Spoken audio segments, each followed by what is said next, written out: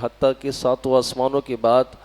حضور صلی اللہ علیہ وسلم کو جنت اور دوزخ بھی ملاحظہ کروائی گئی۔ آقا کریم صلی اللہ علیہ وسلم نے جنت کے اندر جنتیوں کے مقام کو دیکھا، لیکن جب آپ دوزخ میں آئے اور اس کے نظاروں کو دیکھا تو حضور صلی اللہ علیہ وسلم نے بہت ساری احادیثوں کے اندر اس وقت کے ملاحظہ کرنے والے عذابات کا ذکر کیا۔ حضور فرماتے کہ میں نے قیامت کے جہنم میں اس رات میں نے ایسے بھی دیکھا کہ کچھ لوگ تھے جن کے لوہے کے ناخن تھے اور وہ اپنے چہروں کو نوچ رہے تھے، اپنے جسموں کو نوچ رہے تھے، اس قدر نوچ رہے تھے کہ ان کے لوہے کے ناخنوں سے گوشت ہٹ کر ہڈیاں نظر آ رہی تھیں۔ جبرائیل امین علیہ السلام سے پوچھا گیا کہ بتائیے یہ کون لوگ ہیں، ان کا جرم کیا تھا؟ آقا کریم صلی اللہ علیہ وسلم کو فرمایا گیا کہ جبرائیل امین علیہ السلام نے فرمایا کہ یا رسول اللہ یہ وہ لوگ ہیں جو دوسروں پر بہتان لگاتے ہیں، یہ وہ لوگ ہیں کہ جن کے ایسے لوگوں پر بہتان لگاتے ہیں جن پر کوئی عیب نہ پایا جاتا ہو، جن پر کوئی گناہ نہ پایا جاتا ہو۔ حضور صلی اللہ علیہ وسلم نے فرمایا کہ جو اپنے بھائی پر بہتان لگائے ایسے عیب کے بارے میں اس کو تنبیہ کرے کہ جو اس میں نہیں پایا جاتا،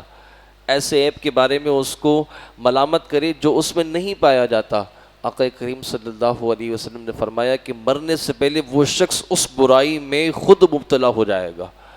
تو بہتان تراشی یہ بڑی آسانی سے ہم بات تو کر دیتے ہیں، لیکن اس سے گھر کے گھر تباہ ہو جاتے ہیں، اس سے رشتے تباہ ہو جاتے ہیں، اس سے نفرتیں پیدا ہو جاتی ہیں، اس سے دل پھٹ جاتے ہیں، لوگ ایک دوسرے کے دشمن ہو جاتے ہیں، گھر کا سکون برباد ہو جاتا ہے۔ جس پر آپ نے بہتان لگایا ہے اس کی زندگی برباد ہو جاتی ہے۔ نہ پایا جانے والا عیب اس کے اندر آپ لگا رہے ہوں، وہ چیز کہ جس کے بارے میں آپ کے پاس کوئی دلیل بھی نہیں ہے۔ اور بعض تو ایسے بھی ہوتے ہیں کہ جو دلیل پیدا کرنے کے لیے خود ساختہ گواہ بھی مقرر کر دیتے ہیں۔ آپ عدالتوں میں چلے جائیں،